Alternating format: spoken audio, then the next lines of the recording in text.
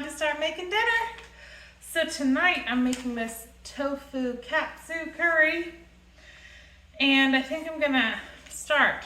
I've learned a little bit of a lesson from yesterday. I'm actually gonna read all the instructions, and I'm going to go ahead and prep all of my ingredients, which will probably take some degree of time here. But I think that will be helpful in the long run. So let's get to it. So I did indeed read the instructions, and the first thing to do was to measure out some spices and cut a whole bunch of vegetables. Obviously, we are doing this at lightning speed. Just kidding. This took at least 30 minutes to get all of this prepared, but I feel that the speed of the recipe as it was cooking really required it. So ready to cook. Heating up just some olive oil over, I think, medium heat in this pan. And the first step is to add flour to this to create a roux.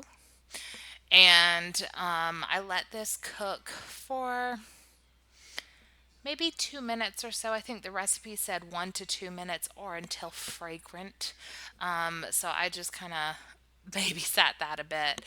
Then, after I was happy with it, added in the curry powder and garam masala, and then toasted those spices until they were also fragrant. I lifted the pan up because I was worried they were going to burn.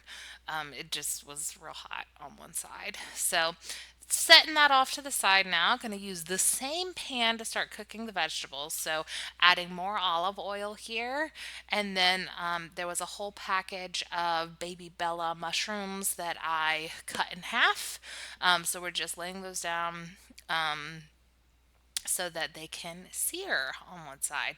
I did have to add considerably more oil at this step than the recipe called for, but that's probably just my preference. And I will include the link to this recipe in the description because I surely did not just come up with this.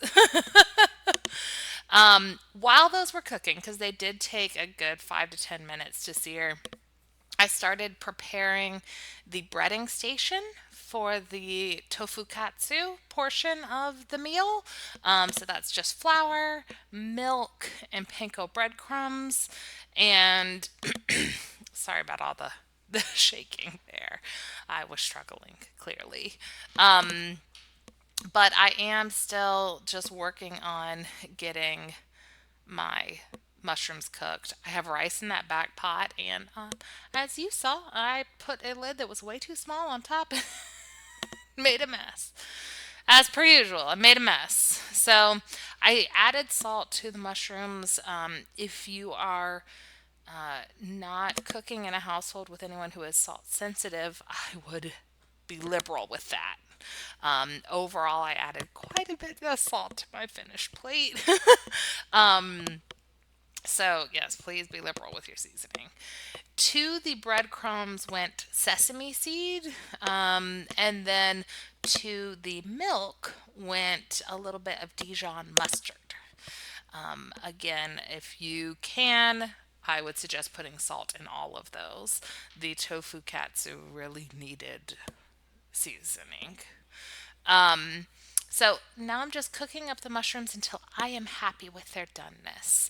The ones that got nice and golden brown and crispy taste amazing. So take your time with this. Then setting these off to the side, and the next thing we need to cook up is some onions. So these were cut into eight. The onion was cut into eight slices ultimately, and just breaking those apart, getting them in the pan. I felt there was enough oil left over to cook these, although I did struggle keeping the onions in the pan. At least two of them jumped out on me, and I had to go fish them out in the stove.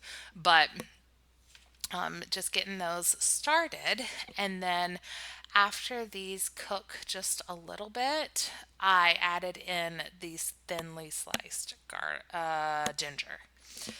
My brain stopped working for a second there. Back to the tofu situation. So I got two blocks of this is extra firm tofu, and I needed to cut them into thirds. But before that happened, I got distracted and I added some vegetable stock that I had making on the stove anyway into the onions. Then each of the thirds got cut into thirds again. So it was like 9 total pieces. I did have this tofu underweight for maybe half an hour to wring out some of the excess moisture. The recipe called to freeze it and then thaw it. I don't understand why. Maybe it would have turned out better had I done that, but I didn't because I looked at the recipe today and I wanted to eat it today and it said freeze for 24 hours. So I just didn't do that. Um, then the next thing it instructed me to do for the curry was to actually mix in some of the roux we made in that very first step with the cooking liquid here and keep doing that until you mix all of the roux in.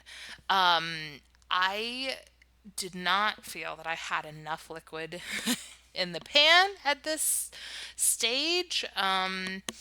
It just, I struggled to get enough liquid out. That went in one whole russet potato, and I would recommend, now that I have eaten this dish, to please add salt onto that potato. And I did put salt on both sides of this tofu, but you should add way more than I added. If you can tolerate it. So now just dredging each individual piece in flour as part of the breading on the tofu katsu.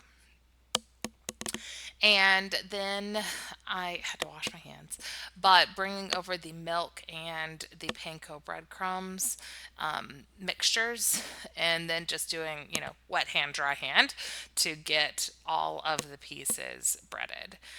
They held together really well. I did have two pieces that kind of broke apart. And just now I'm adding in tomato and carrots to the curry over there on the stove. I elected not to continue to move this setup. So, anywho, breading the rest of the tofu katsu. This did make easily 2 meals worth for my family.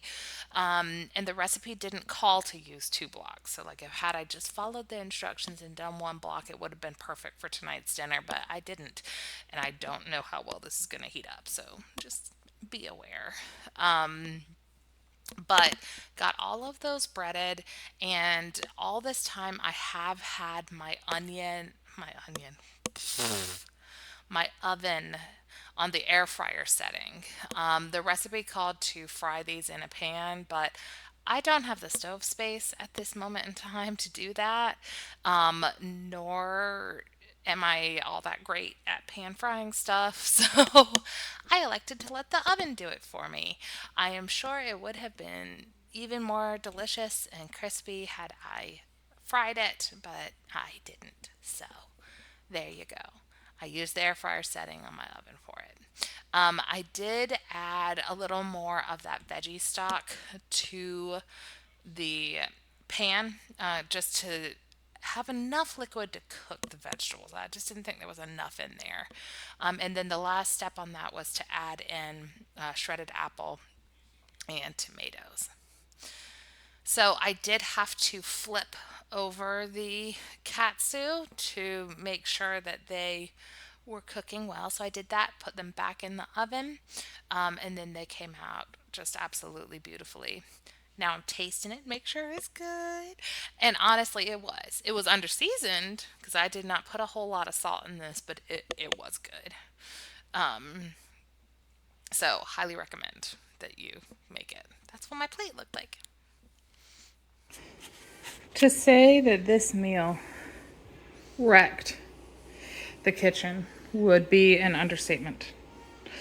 I have a lot of dirty dishes. I also burnt the rice. But I have a lot of dirty dishes. Would not recommend for a weeknight. Yeah. So it took me about 2 hours to cook the meal, like prep all the vegetables and actually cook it and get it on the plate and in our bellies. And then easily another hour to clean up these dishes. Now, some of these are from last night. Okay, that's on me. But a great many of these dishes are from this particular meal. It just it used a lot of stuff. So, hope you enjoy if you choose to make it. Until then, toodaloo.